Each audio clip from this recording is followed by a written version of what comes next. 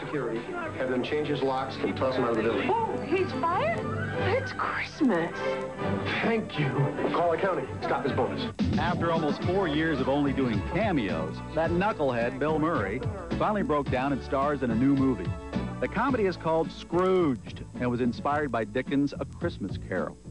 Bill plays a network programmer who grew up in a house where everyone got heartwarming presents like veal cutlets. You are going to be visited by 3 ghosts tomorrow at noon. Not tomorrow. It's bad for me, Lou. As a matter of fact, the whole rest of the week is a washout. One apparition, played by Carol Kane, has a penchant for pasting people with small appliances. You're thinking, good stunt. No, no, no. Carol actually rattled a few of Bill's teeth. She's going to pay for hitting me. She really hurt me. Did she? Yeah. She hasn't got the whole stage punch thing figured out. But she's a delicate little flower, and to have pointed it out to her would have been too dangerous during the shooting of the film. And now that we're done, Carol, you're meat. You're dead. Your life is worth 75 cents. Now, nobody gave Bill a noogie to get him back to work. His movie Ghostbusters has grossed over $230 million. That ought to keep him in pocket change through the next century. Bill took the time out to be with his wife, Mickey, and their children. Being one of 9 children himself, Bill respects those family ties. Take me back to when you were growing up, a typical Christmas, if you would. Close your eyes, Mike. Just lean back. It's the suburbs of Chicago. It's cold. There's a lot of snow. Had enough?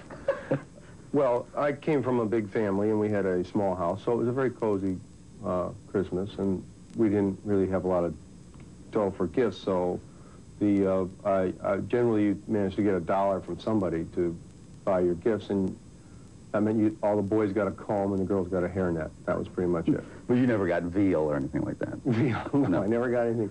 Meal, although the closest I ever got was I gave my family peanuts one year. Ooh! Yeah.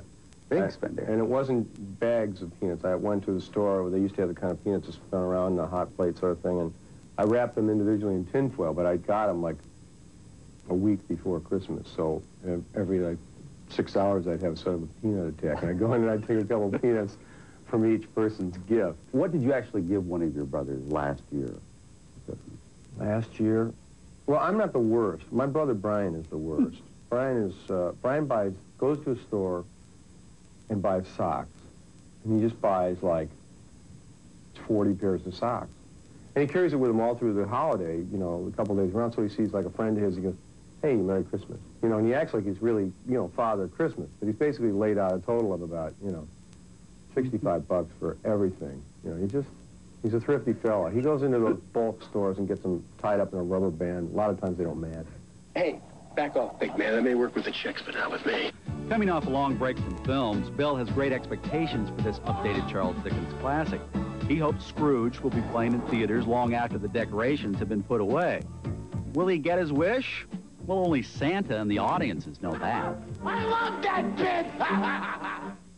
I know Bill Murray will get his wish if he's as hysterical as he's been in every other movie. Isn't he a funny guy? I'm crazy about him. I think he's very entertaining, and I wish I could be as funny as he is. I can't wait to see him in Scrooge. Haven't seen him for a long time. No, what's he been doing? Well, I read in Newsweek he's been vacationing with his family in Europe, but he was really dying to get back on the silver screen and make people laugh again. He missed Hollywood, did he? Yeah, I guess so. Yeah, well, I can't wait to see his movie. Me too.